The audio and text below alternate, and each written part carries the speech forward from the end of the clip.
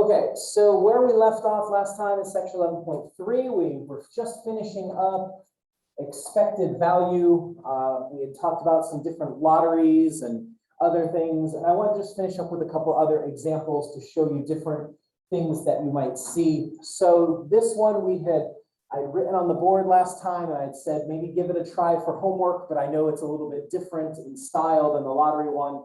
So this problem says you're taking a multiple choice test.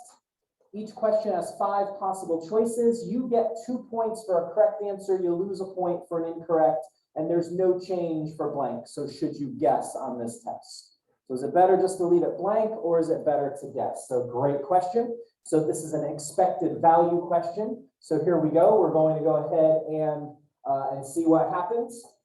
So my expected value, E. Now, who can tell me, as I'm checking to make sure I got the right microphone recording everything here, does anyone remember what we add up? Each term for expected value is what 2 things being multiplied together? Sort of. I think you're thinking odds. Okay, so it's the probability of each possible outcome times its net result. Okay, that's expected value. And so in this case right here, if you're taking a test and you're going to guess, okay, so we're talking about should I guess? If you guess, what are the possible things that can happen? What's the first thing that can happen if you guess? Get it correct. What's the next thing going to happen? You get it wrong. Really, there's only 2 outcomes. Okay, or you can leave it blank, but there's no change in our score for leaving it blank. Okay, so let's of course be optimists. So the first thing we're gonna say is, okay, let's say we get it correct. Okay, so each problem, I've got my multiple choice, I've got my little bubble sheet, and each problem has 5 possible answers. If there's 5 possible answers and I'm guessing, what's the probability that I get the problem correct? There's 1 correct answer out of the 5 choices. Okay, so that is 1 out of 5, or 0.2 if you prefer decimals. So that's my probability I get the problem correct. And what is the change in my score if I get the problem correct? Positive 2. Okay, I get 2 points. So 0.2 or 1/5 times 2. And then you just told me a moment ago, the other thing that could happen is I get the problem incorrect or get it wrong. So again, with my bubble sheet, there's 5 possible things I could bubble in. What's the probability that I get it wrong? 4 out of 5. Okay, so there's 4 chances to get the problem wrong out of 5. If I'm just guessing, I'm assuming that I'm not able to whittle it down and see that one's clearly wrong, or something like that. And then what's the change to my score if I get it incorrect? -1. Okay, so now we'll take our calculator. I forgot my calculator. So take our calculator right here, and I'm going to say, okay, I've got 0.2, which is 1 divided by 5, 0.2 times 2. And that's equal to 0.4, and then I've got 0.8 times -1, so that's -0.8. So this is 0.4 plus -0.8. When I add those together, that is -0.4. So I've got a negative expected value. What this means, remember, expected value is over the long term. Expected value doesn't really make sense if you're just talking about 1 or 2 things. Let's talk about if you have to do this repeatedly. And what expected value is telling me is on average, if I add up in the long term, all of my wrongs and all of my rights, the average is going to be -0.4 each time I guess. Okay. Meaning sometimes I'm going to accidentally guess right and I get 2 points, but more often than not, I'm going to guess wrong and I lose 1 each time. So my expected value is negative. So should I guess or should I not guess? No.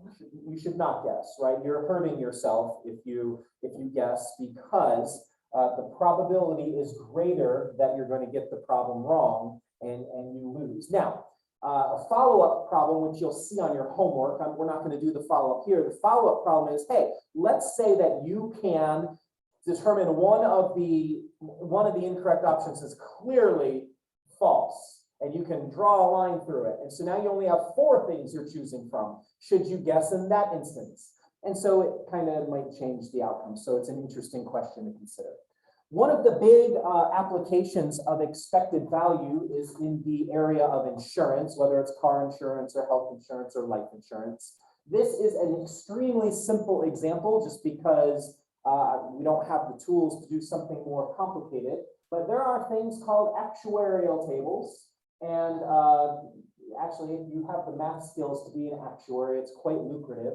But there's things called actuarial tables, and what they are is they're just lists of probabilities for things.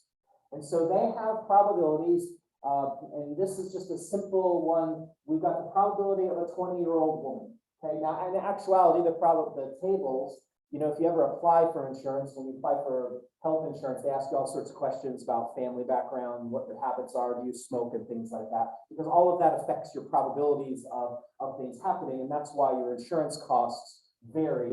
Also, when you apply for car insurance, that's why they look at what your past history is. And also, when you're younger, your frontal lobe is not fully formed, so you do crazier things than when you get older. So probably all the probabilities change. So for a 20-year-old woman, we're going to say that the probability she will survive the year is 0.994. So we're optimists. She's going to make it through the year. But then the corresponding probability that she will not is 0.006.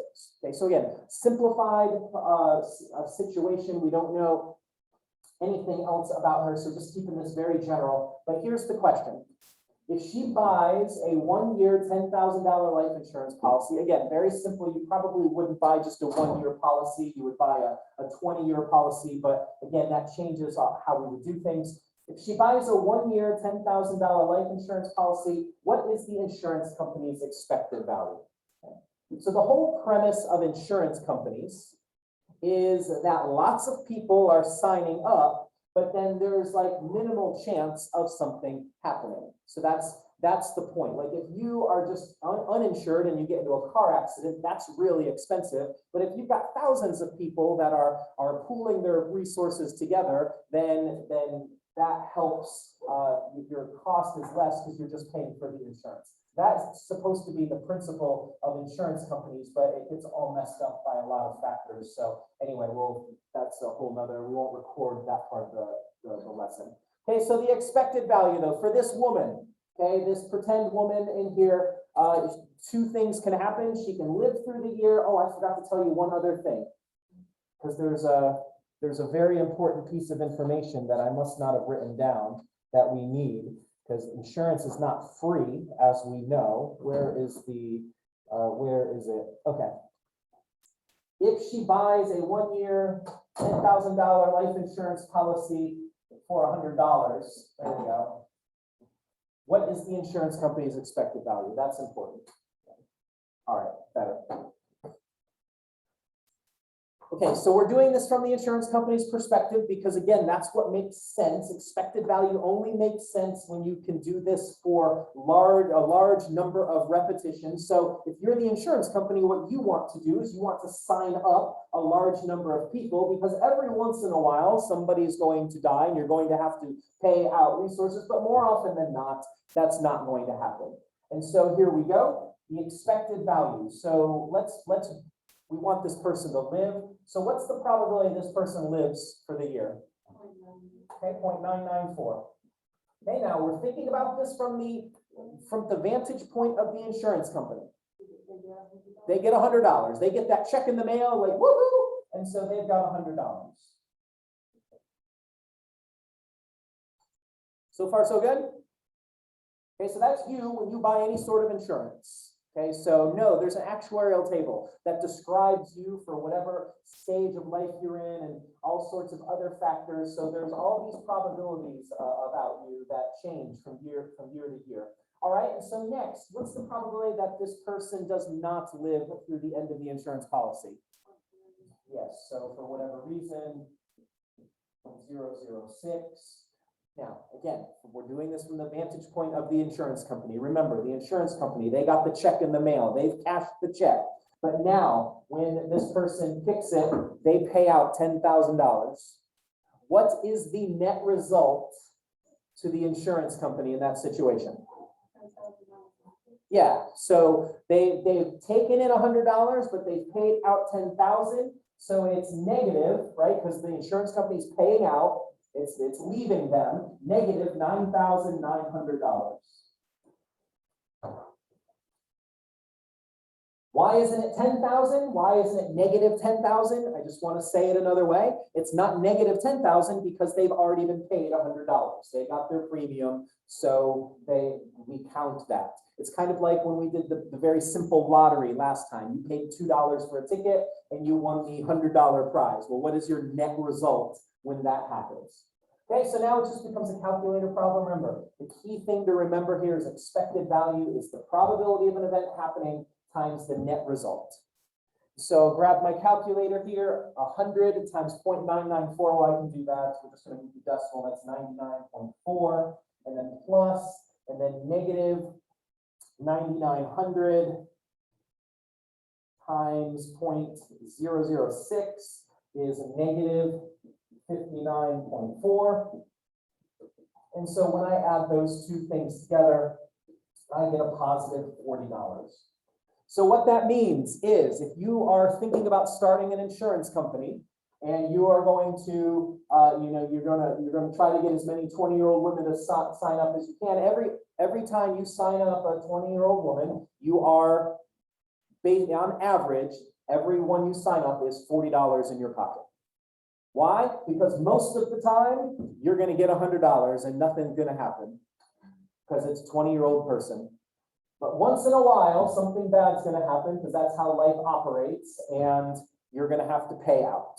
So that's why insurance companies require large numbers of people. That's also why, and I don't know what your experience shopping for insurance is, but if you ever get life insurance, that's why as you get older, life insurance gets more expensive. It's because the probability that you're going to die each year probably you're going to die each year gets a little bit more, a little bit more, a little bit more. So that's just a kind of a sad way that life works. All right.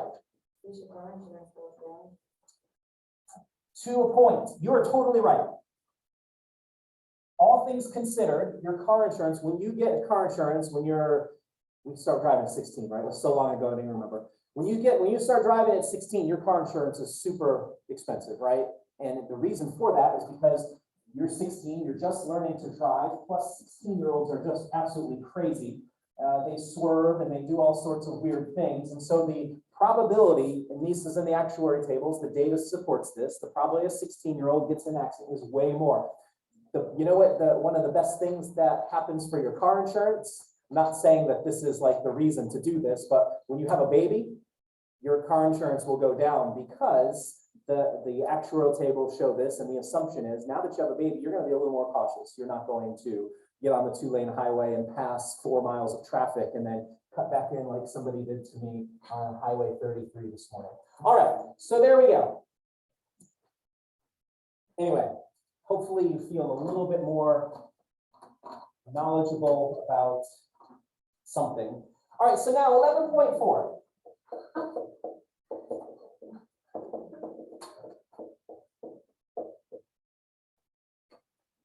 You guys got a question? Anything you want to talk about? Go ahead. I'm feeling feisty today. You said that we feel more knowledgeable, so I felt there before.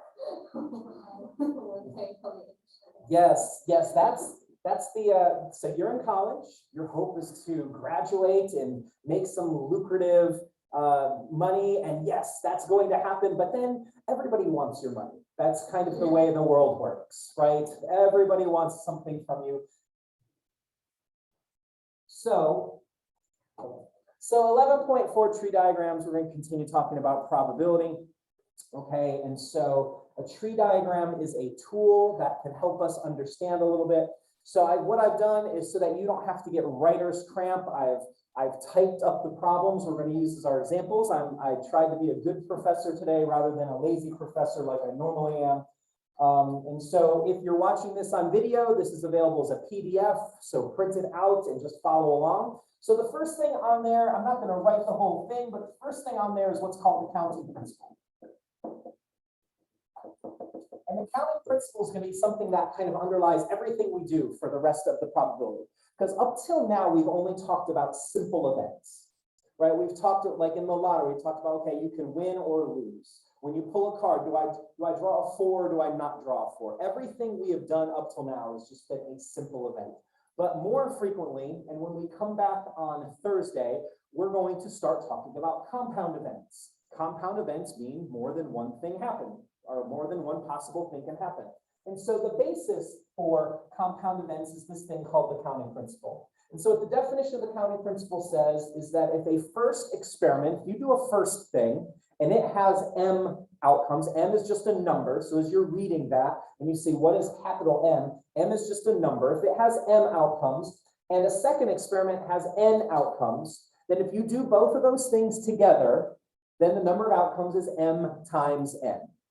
Now, that doesn't really mean much. That's why we have examples. So example 1 on the sheet.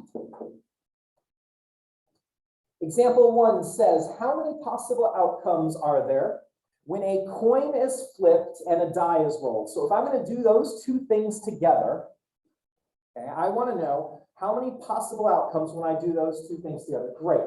Okay, so first tell me, when I flip the coin, how many possible outcomes are there when I flip the coin? 2. We're assuming a normal 6-sided die. We're not talking about Dungeons and Dragons dice. So when I roll my die, how many possible outcomes are there? There are 6. 2 times 6. So 2 times 6 is 12. So that means if I do those two things together, that there are 12 possible things that can happen. Now you might be thinking, well, what are those 12 possible things? That seems really interesting. Well, wait until we get to example 3. Okay, that's where we will address that issue about what those things are. My next example here, we'll elaborate more on the counting principle when we get to section 11.7, and we'll do a deep dive into that, and we'll talk about ATM codes and fun things like that, passwords on the computer. But until we get to there, here's example 2. My purpose for example 2 is there are 2 distinct words in the A part of the problem, the B part of the problem that I need you to begin to understand. So if you don't get the difference between these two things, by all means, let me know. Let's talk about this. Okay, example 2 says if 2 cards are drawn from a standard 52 card deck, okay, we're drawing 2 cards now. We're not just drawing one like we were talking about before. If I draw 2 cards from a standard 52 card deck, determine the number of possible outcomes first if we do the experiment with replacement. And you're going to see these words together in a lot of problems, so it's important to understand what this is communicating to us. So what's happening is I am holding a deck of cards in front of you. It's got 52, and I say, okay, draw one, like I'm a magician or something, and you pull one out, and you look at it. With replacement means then you're going to take that card and you're going to put it back in the deck. We're going to replace it. We can use it again. Okay, so with replacement means that whatever you draw out, what is drawn gets put back.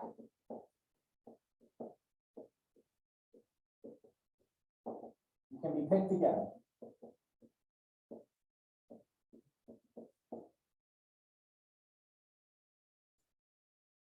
With replacement means that once I know what the card is, I put it back, I shuffle the deck again, and then I give it to you again and say, pick again. So as far as the possible number of outcomes when I do this with replacement, okay? Well, when I show you the deck, how many cards are in the deck? How many possible outcomes are there? There's 52. Great.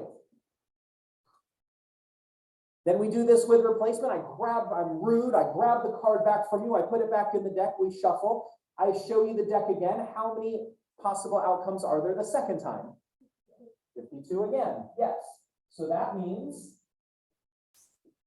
the total number of possible outcomes for this is 52 times 52, and that is 2,704 outcomes.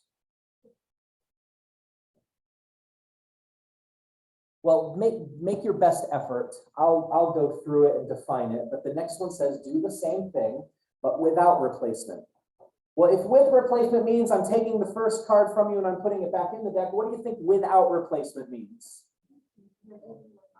Taking it and not putting it back. So give the B part of this a try. See if you can navigate how many possible outcomes there are if we do it without replacing the card.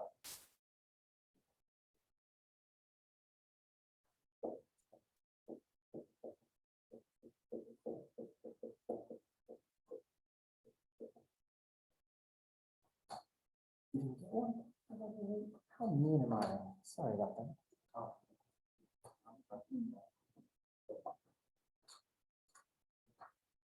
My apologies. I was just so excited to be here talking about math that I forgot.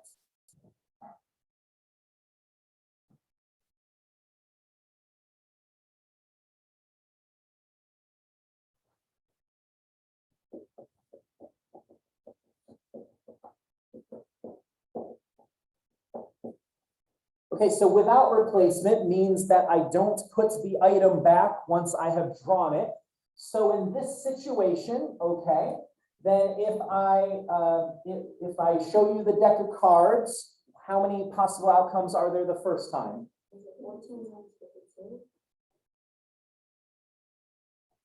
Where'd the 14 come from? Because I was just thinking of different suits and All the suits are within the 52. So there's only 52. This, I'm not referring to suits. I'm not asking for a probability here or anything like that. So you're conflating the two things. All we're asking here is how many possible things, how many possible items are there that I could draw out of the deck? And so they're possible items. When I show you the deck of cards, I'm the magician. I'm holding them in front of you. There are 52 things that can happen. And yeah, there's different suits and there's different numbers and there's different colors and everything like that. But that's immaterial. All total, there's 52 cards. Okay, now here's the key. We're doing this without replacement. And so now I still have the deck of cards. How many possible things can happen the second time? 51, there you go. If I said we were drawing 3 cards without replacement, how many possible outcomes would there be the next time? 50, okay, and it would just keep going like that, depending on how many. So that is 52 times 51. Yes. I was just asking if it said 3. So this is the first card, this is the second card. There's 52 possible options when I choose card 1, and you're looking at it, and you're like, you're cool, oh, I got the ace, that's great. And then there's 51 options now because you're holding one of the cards from the deck, okay? And so 52 times 51 is 2,652. Question?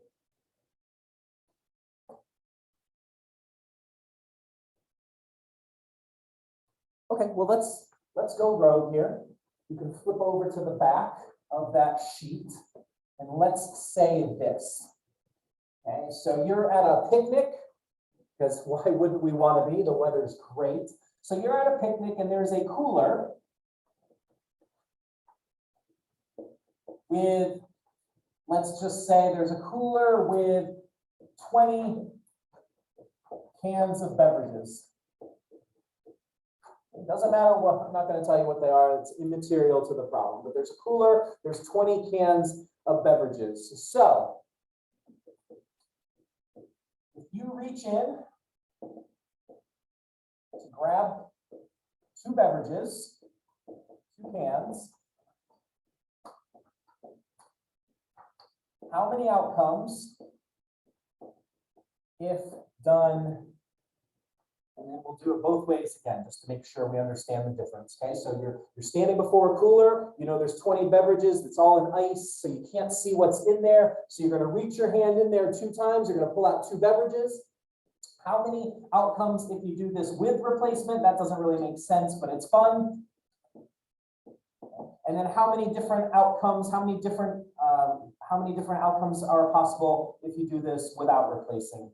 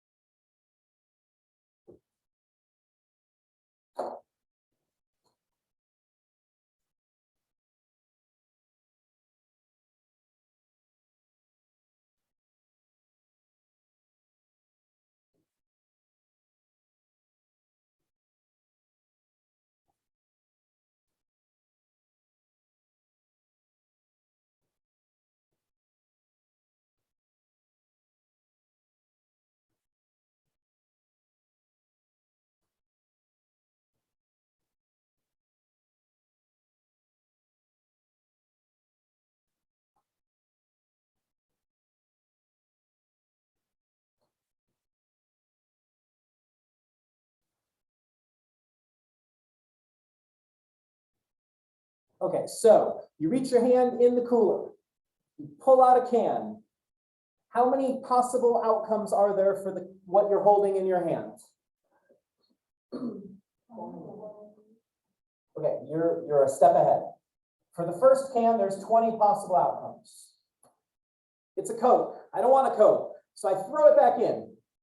I reach my hand again. How many possible outcomes are there the second time around? 20. And so then, how many total? 400, yes. You know, it makes sense when you put that one. You put it back and then you put it back.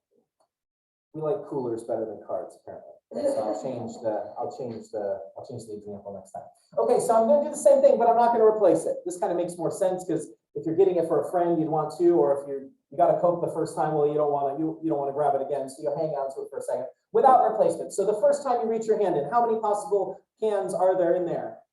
20. You hang on to that. Maybe you drank it. You reach your hand in again. How many possible things are there the next time? 19. And so that's 380. So there's fewer possibilities. If I reach my hand in a third time on this, well, let's do it each time. If I wanted 3 cans, if that was the problem, what would the third one be here? 20. Okay. This one's never going to change. If you do it with replacement, this one never changes. Okay. If you do it without replacement, what's going to be the next one here? 18. And then if you did 4 cans, it'd be 17 will be the next one, etc. And so that's how these two things. You see the difference between doing something with replacement and without replacement. Yes. So the 380 is the outcome of This is the number of possible outcomes. of drinks that I could randomly select. Right. If you're going to drink 2 drinks at this picnic, okay, which of course this one makes more sense. And let's just pretend all the drinks are different. Cokes and Pepsis and Sprites and seltzer waters and stuff like that. And you're going to drink 2. You know you're going to drink 2. You're dead set on that. Then there are 380 different combinations of beverages you could drink this way when you do it with replacement. You get a Coke the first one, a Sprite the second one, or you get a seltzer water and you get a Dr. Pepper. Okay, there's 380 different ones. Now this one doesn't make as much real world sense in this particular situation, but there are, as you're doing problems, we're going to probably this will pop up sometimes too. Okay, better? Yes. Doing all right? Any other questions? Great questions. Love it.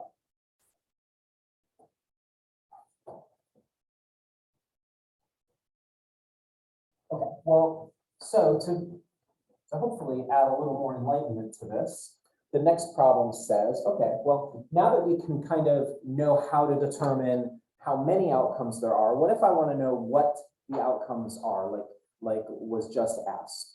Now, this process would only make sense to do if we're talking about a small number of outcomes. I am not going to tax or labor you, doing this for drawing 2 cards and 52 times 52. That would be a whole lot of writing. But example 3 says, okay.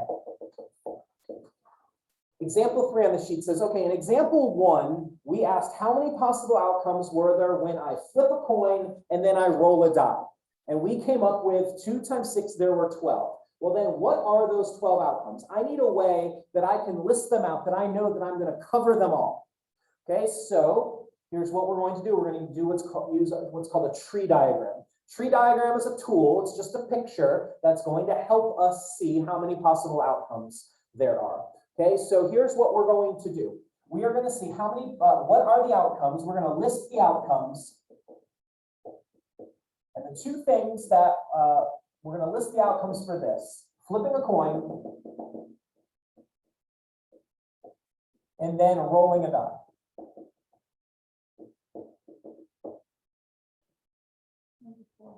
I'm sorry? That's number 4. Oh, flipping 2 coins. Oh, that's number 4, everybody. You'll do that one in a second. Example 3, because I want to, when I made this little lecture and I was thinking clearly, something's happened to me. Me and the copy machine had our bitter fight. So that's probably what's happened. I decided I would do a simpler example, and that one's going to be for you in a minute. Okay, so example 3, thank you very much. Bonus points or something if I was a good instructor, but I'm not. We're going to list the outcomes for flipping 2 coins. Great. Everybody watching the video, you just fast forward through. Okay, so what's the what can happen when I flip the first coin? What are the possible outcomes? Heads or tails. Okay, so this is how a tree diagram works. Okay, our tree is going to start from the seed, or I guess from the trunk, or whatever is right here. If you want to draw a trunk, that's okay. Here's the trunk of my tree. Okay, so now what we're going to do is we're going to draw the branches. So how many possible things that can happen? You said 2, you said heads or tails. So I can flip a head or I can flip a tail. So these are the 2 things that can happen. You with me so far? Any disagreement on what can happen? All right, so then let's pretend I've flipped my quarter, it's come up heads. You give me another quarter, I flip it. What can happen with my second quarter? Okay, so this is how the tree diagram works. The tree just keeps branching out. Okay, like if you looked at the tree, the branches keep growing branches. So from the end of this branch, you could then, with your next thing, you could get a heads or a tails there.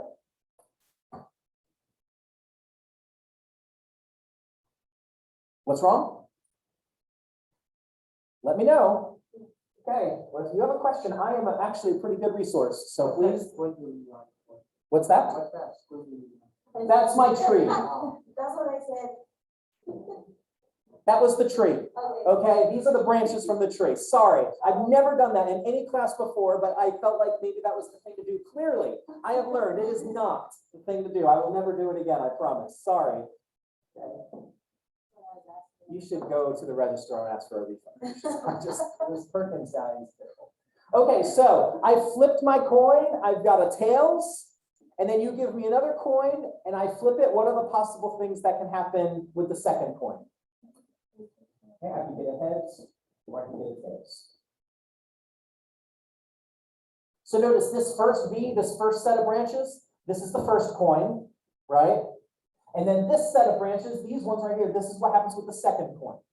Now you might be saying, well, why are there 4 branches if it's the second coin? Well, because I've got these different options. This is the second coin if my first one was a heads. This is my second coin if the first one was a tails. If we were flipping 3 coins, okay, we would go through the whole thing again and we'd say, okay, I got a heads with the first one, I got a heads with the second one. What are the possible things that could happen with the third one? And it would be heads or tails, and you just keep doing that for every next thing that happens. But we're only flipping 2 coins. And so now what we can do is we can list what's called the sample space.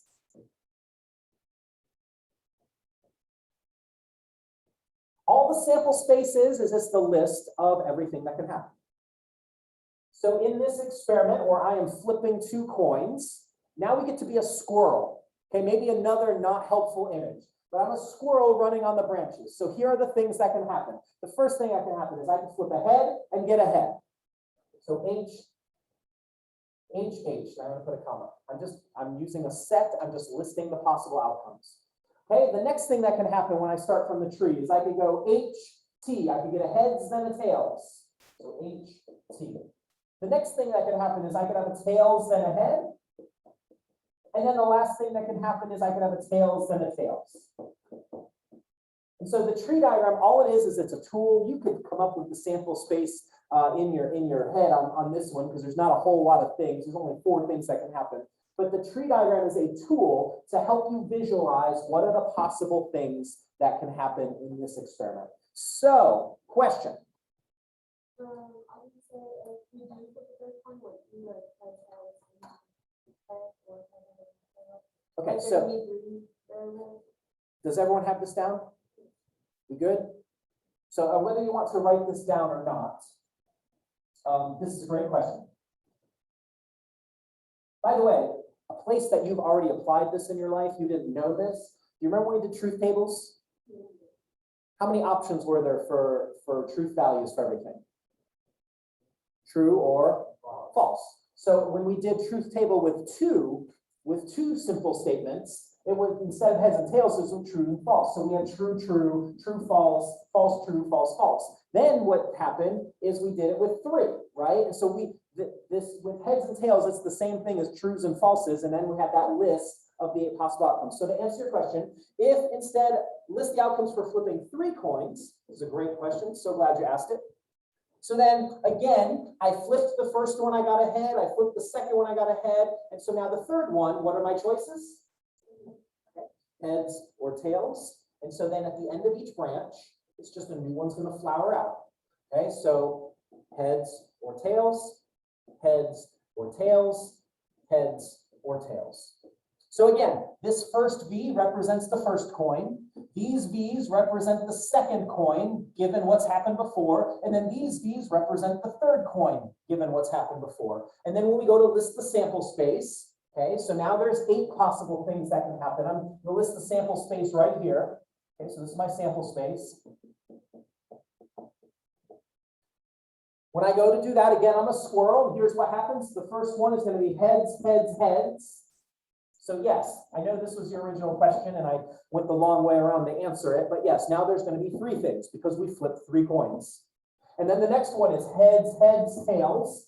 And I just go through each unique possibility. Heads, so I've done the heads, heads. So now I go heads, tails, heads. Heads, tails, tails. Tails, heads, heads. THT. And then finally, TTH and TT. And those are the 8 options. Yeah. There's no order in which you put them out. Yes. Yes. So that is a great, great question. As we go through, when we come back, we are going to apply the counting principle to probability. Okay. And when we come back, so we're going to talk about what's called an AND event. And so AND events order matters. So what's the probability I flip a heads with the first one and then a heads with the second one? Order will definitely matter. So great, great question. So in this case, make sure you've put the variables in the proper order. Yes. Okay, awesome. All right, so now all this to say, let's go back here. What I would like you to do is list the outcomes for flipping a coin and then rolling a die. So what I want you to do first is to draw the tree. You're first flipping a coin, so it's going to look very similar to the way we started this one. But then the second one, you're rolling a die this time.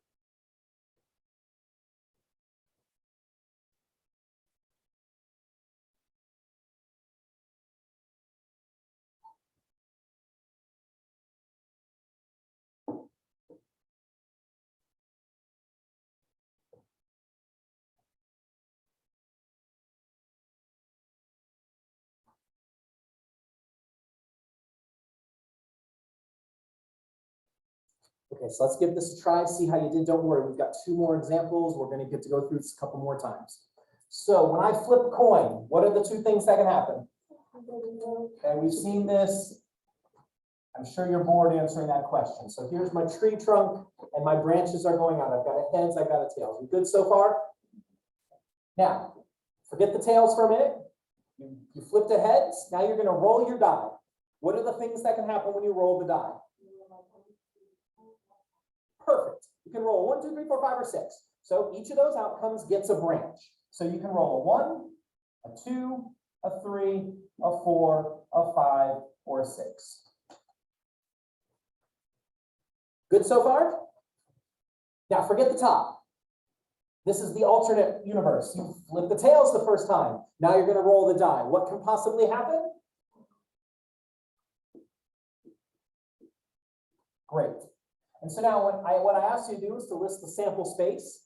So now again, we're just going to run along the branches. So the first thing that can happen is I could get a heads and then a 1, and then a heads, then a 2, a heads, a 3, heads 4, heads 5, heads 6.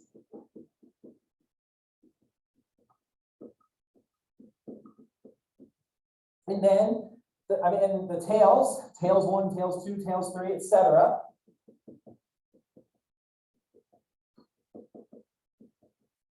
So there's my possible outcomes, the possible things that can happen in this experiment.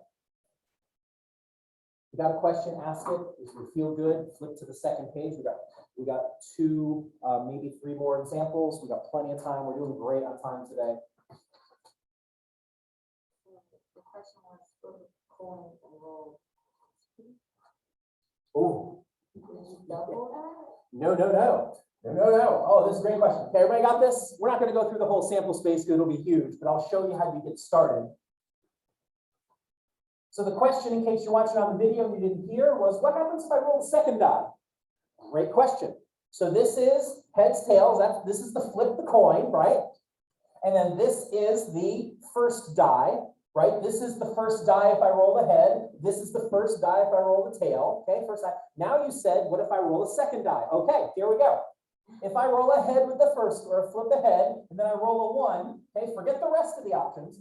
My coin shows heads, my first die shows 1. I go to roll the second die because it's Yahtzee. What are the possible things that can happen? 1 through 6. So you're going to go 1, 2, 3, 4, 5. This is where I'd be neat if I did this. Okay. So then if I heads and 2s, what are the possible things that can happen with the third one? 1 through 6. So 1, 2, 3, 4, 5. Anyway, I haven't left myself enough room to do that. But so the third coin would be now in blue here, and you do a third one for each of these. Okay. And you have a lot of outcomes because you here 2 times 6 times 6, that's 72. That's 72 branches that you have to count. Because the counting principle. When you flip the coin, there's 2 outcomes. The first die, there's 6 outcomes. The second die, there's 6 more outcomes. So 2 times 6 times 6 is 72. Yep. So there's 72 branches that you have to count. So yeah, tree diagrams are fun and they're useful up to a point for us. I'm not going to have you draw something with 72 branches. If you want to, go for it. If you love to play Yahtzee, you want to know all the possible things that can happen when you throw 5 die, well, just get a big piece of paper, okay, or a wall, and go ahead and do that for each of the dice. So yeah. Okay, flip the page, example 5. We got 2 more examples to get through. We got plenty of time to do it. A radio station has 2 tickets to give away to Monster Jam. Yes, who doesn't love a good Monster Jam? There are 4 finalists, and 2 of the names will be drawn from a hat. So the names of the people are Christine, Mike, Larry, and Phyllis. So we have 4 people's names in a hat. We want to determine the number of points in the sample space. Okay. Now here's the interesting thing about this. Did I tell you whether we were doing this with replacement or without replacement? No, but what makes sense realistically to do? Am I going to pull the same person's name twice out of the hat? No. So what realistically in the real world for this particular problem makes sense is once I pull the first name out of the hat, I don't put it back in. Okay, now there's going to be, so determine the number of points in the sample space. So this is example 5, and this is the A part. So I'm going to work through example 5. Example 6 is very similar, and you're going to work through example 6. Okay, so if you have any questions, get them out of the way in example 5. So here we go. I reach my hand into the hat the first time, and how many names are there that I can choose from?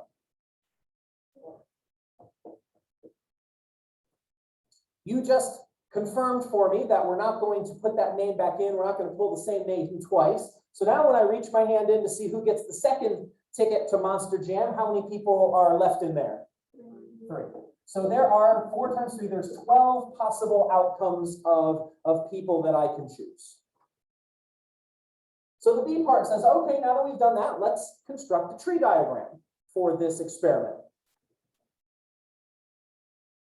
All right, so here goes. So here's my trunk.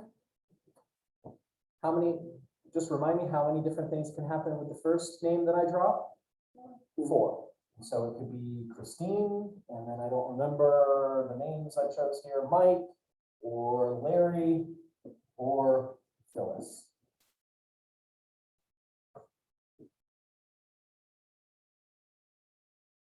Okay, that's the first ticket. Okay, now let's think carefully. If I pick Christine's name from the hat, when I go back into the hat, what are the possible outcomes now? Everyone but Christine. So that would be Mike or Larry or Phyllis. Does that make sense? So now if I pull Mike's name from the bag, so make sure we're keeping this straight. Who's left for the second time around? Christine, Larry, Phyllis. When I pull Larry's name the first time, I've got Christine, Mike, and Phyllis. And then finally, if I pull Phyllis out the first time, there's Christine, there's Mike, there's Larry. So also part of the B problem says construct the tree diagram and list the sample space. Okay, so the sample space, then all the possible things that can happen are this: Christine and Mike, Christine and Larry, Christine and Phyllis. And then Mike, Christine, Mike, Larry, Mike, Phyllis.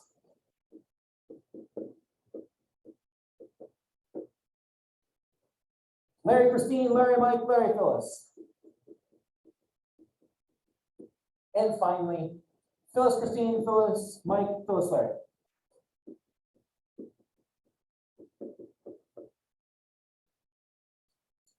That's all the things that can happen. And then finally, there's two other parts to this problem.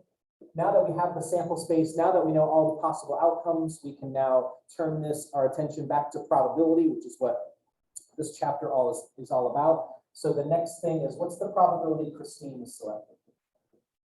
It doesn't say Christine is selected first, it doesn't say Christine is selected second, it just says, tell me all the possible outcomes that include Christine. So how many places does Christine turn up in this list? 1, 2, 3, 4, 5, 6. You're 100% correct, 6 places.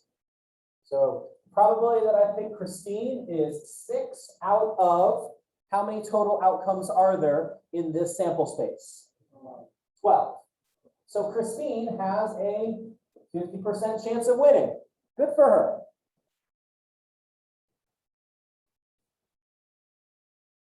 The D problem says, what's the probability that Christine and then Mike? So we're asking for something particular. Christine and then Mike. Well, how many times does Christine and then Mike happen on this thing? Once. I'm going to put a red square around it. It's this very first one on my list. The Christine and then Mike. So that happens once out of the 12 times. So if Christine and Mike know each other and they want to know what the probability is that they get selected in that order, that can happen 1 out of 12. You might be thinking, hey, Perkster, but Mike then Christine is right here. Well, it didn't say what's the probability that Mike and Christine are selected in some order. It said, what's the probability that Christine and then Mike? It was very particular, so pay attention to little details like that. Okay, example 6. This is our second to last one. It says 2 balls are to be selected with replacement. So circle that, that's important. That gives you a detail that's important for you. 2 balls are selected with replacement from, not from a bag, that's bad typing is what that is. That should say bag. Okay, so I'll have to fix that for the future. From a bag that contains 1 red, 1 blue, 1 green, and 1 orange ball. So you're going to go through parts A through E, just like we did with Christina, Mike, Larry, and Phyllis. You're just doing it with balls of various color in a bag.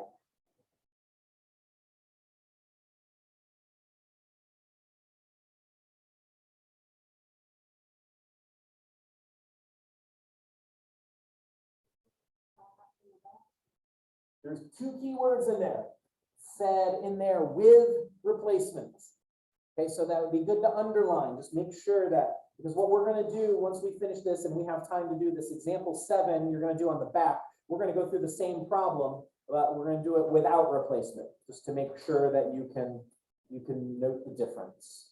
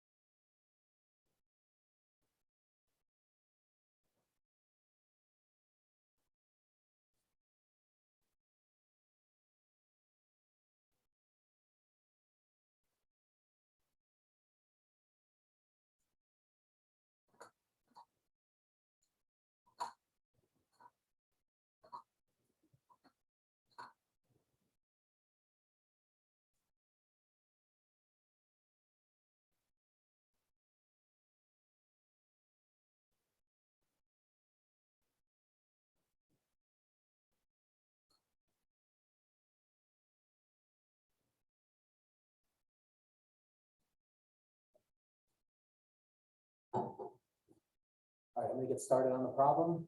If you're still working, keep working. If at any point you have something different or different thoughts, let me know. So I just put the words with replacement up here because that's what's going on with this. So the first part A said, what are the number of points in the sample space? So I reach my hand in the bag. How many possible outcomes are there the first time I reach my hand in the bag? 4. Red, blue, green, orange, are those the ones? Yes. So then this time I'm doing it with replacement. So that means the second time I reach my hand in the bag, how many options are there? 4, yes, because I put the ball back in the bag. So that means there's 16 possible things that can happen on this. So B, the tree diagram, this is probably about as large of a tree diagram I always have you do, but I don't guarantee it, but it wouldn't be too much larger because I'm not trying to exhaust you. I'm trying to make you appreciate what's going on. So the first time I reach my hand in the bag, I could get the red, blue, green, orange, right? The order isn't super important. Red, blue, green, orange. Since I replaced it, the second time I reach my hand in the bag, I can get red, blue, green, orange. So that's what's going to be.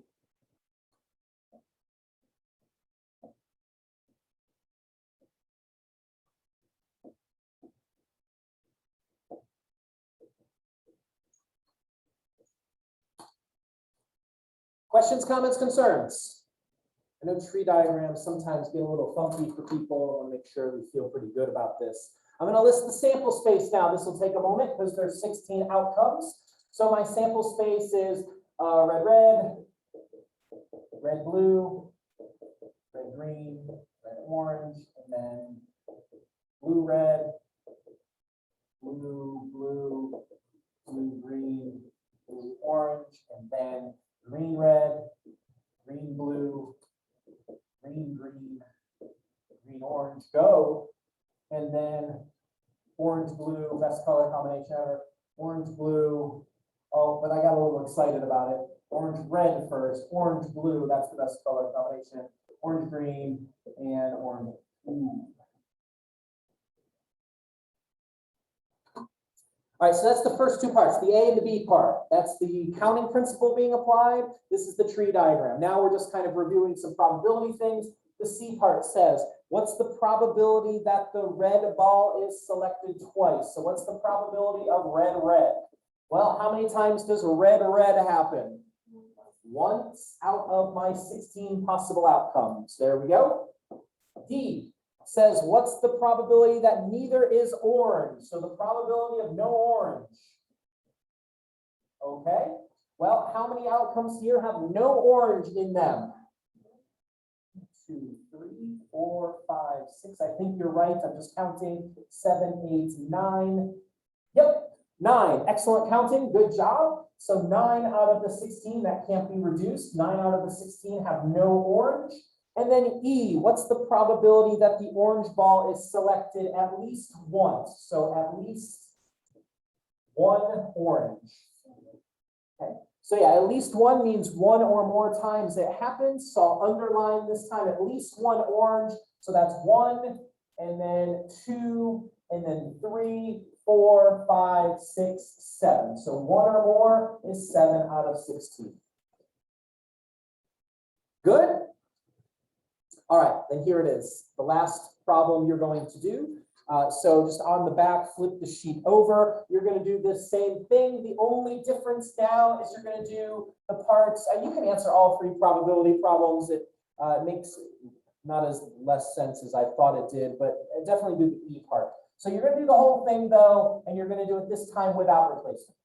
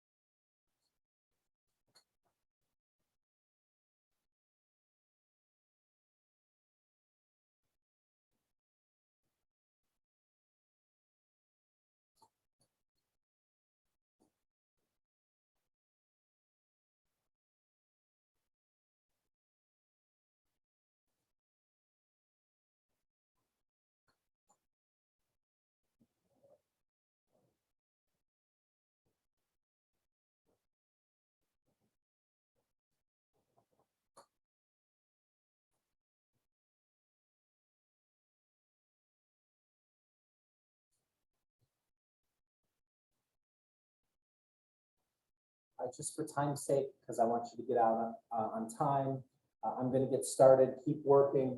Without replacement though, the first time I put my hand in the bag, there's 4 possible colors. And then since I am now not replacing the first one I took out, the second time I reach my hand in, there's only 3 possible colors. And so that is 12. Okay, so the tree diagram looks like this. I've got red, I've got blue, I've got green, and then I've got orange. And then much like the monster truck example we did now, if I pull the red one out, that means I have blue, green, and orange left in the bag. If I pull the blue one out, that means I have red, green, and orange left in the bag. Pulling the green one out means that there's red, blue, and orange. And then finally, pulling the orange one out means that there's red, blue, and green left in the bag. So my sample space is a little smaller. So I have red, blue, red, green, red, orange, and then I have blue, red, blue, green, blue, orange. Then I have green, red, green, blue, green, orange, and then finally the last 3 options are orange, red, orange, blue, orange, green. There's my 12 options. I only asked you to do the probability for the last one, but I'm going to go through all 4. What's the probability that I select 2 red balls if I do this without replacement? 0. This doesn't happen. 0 out of 12. Remember from our first day talking about probability. What does if something has a probability of 0, that means what? No chance, right? The smaller the probability is, the less chance it has of occurring, right? Probability of no orange. How many outcomes here have no orange? Well, that's 1, 2, 3, 4, 5, 6 of them. 6 out of the 12, so that's 1/2. You might not have done that one, but I did tell you to try the E1. The E1 says how many have at least 1 orange.